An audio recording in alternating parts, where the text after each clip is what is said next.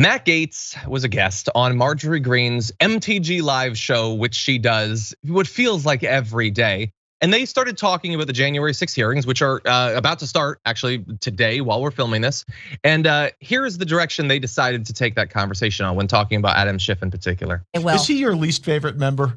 I have He's a lot mine. I'm on record. He's at the top for me. I would rather give Nancy Pelosi a sponge bath than endure like one dinner That's with Adam disgusting. Schiff. Totally, but just to bring this into Technicolor for you, okay? Like a lot of people would say maybe Pelosi is their least favorite member. No way. But Schiff would you is like trim her utterly toenails? the most. Would you trim her toenails? I would trim her toenails with my teeth before I would go to dinner with Adam Kinzinger. That's really impressive. Or Adam Schiff, I should say. So here's how I feel. Okay, so I just want to be clear in case maybe you haven't been paying attention to politics or whatever, you're outside the US, I don't know. That was a congressman talking to a congresswoman about the hearings that are about to go on looking into an insurrection, an attempt to overturn democracy, which both of them supported. And they were talking about sponge baths with Nancy Pelosi, I think, and his willingness to trim, I don't know, one of their toenails with his teeth. He was prompted by Congresswoman Greene about whether he would trim the Speaker of the House's toenails. Should we just end things, Jordan? Like, I don't mean us personally, but I mean like as a nation, as a society, as a culture. I don't know if this is the lowest point we'll reach. I'm sure they'll find something lower, but I think we should wrap this thing up. I think we've gone about as far as a culture as we can. I just wish him the best. Good luck.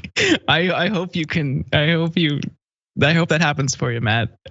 Just really weird, like telling, first things that come to mind that he would rather do instead of have dinner with Adam Schiff. The obvious joke is that it just seems like a fantasy he's kind of playing out. He just kind of hates her so much that he's like deeply in love with her. But weird, like knee-jerk hypotheticals. I don't know how to make sense of this. I don't think you can. I don't. What a bizarre guy. Look, why is that what Marjorie Greene thought of in the moment about Nancy Pelosi's toenails? Like if I was Nancy Pelosi, I would my first preference would be to never hear that this happened at all. But if I heard it, like, how uncomfortable would you be? Like, I don't feel like anybody generally needs to defend Nancy Pelosi or whatever. She's bad. She does a lot of bad stuff. But why is Marjorie Greene thinking about your feet? Why is this a thing that's happening in American politics? Am I awake right now? This feels made up. I don't know. But what they are talking about is, of course, actually of importance, the January 6 hearings that they'll at least mention. That on MTG Live was more acknowledgement of these hearings than conservatives are likely to get over the next week on Fox News, where they plan to apparently boycott it, just cover up the whole thing because it's gonna be super inconvenient to them. But that said, stuff is starting to come out, including a bit more video of Kevin McCarthy in the immediate aftermath of what happened on January 6th, talking about it. Take a look at what was revealed earlier today. We cannot just sweep this under the rug. We need to know why it happened, who did it, and people need to be held accountable for it. And I'm committed to make sure that happens. That was 5 days after January 6th. We can't sweep it under the rug. We have to look into it. Who was behind it? Why did it happen? Now we have these hearings. So you would think he's gonna be a super enthusiastic participant in it, but of course that's not likely to happen, Jordan. None of them seem, other than Liz Cheney and Adam Kinzinger, none of them have any interest in this whatsoever.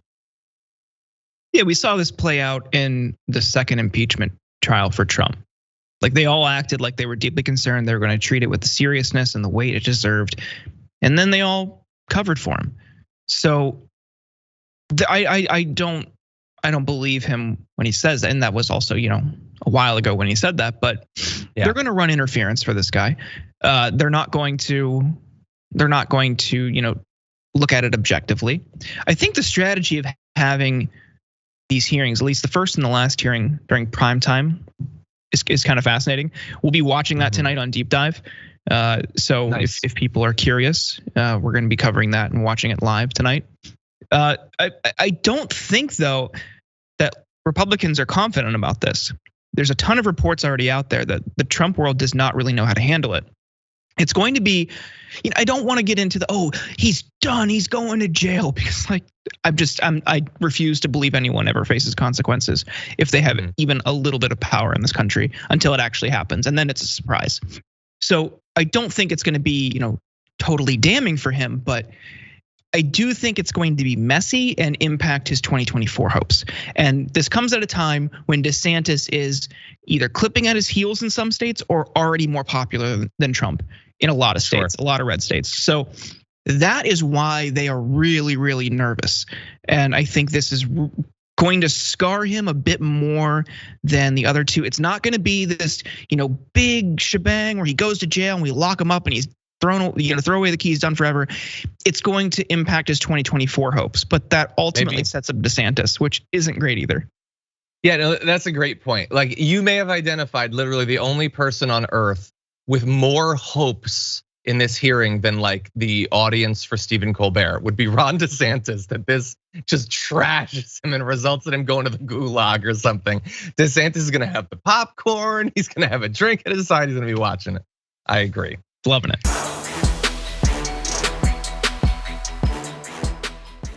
Check out the Damage Report podcast each day, wherever you get your podcasts, whether Pocket Casts or Stitcher or iTunes. You can join me as I give you the news and stories you want, with a range of co-hosts and interview guests jumping in on the fun each day. Again, that's the Damage Report, wherever you get your podcasts. And if you get them at iTunes, don't forget to rate and review. Sometimes I'll read them live on the show.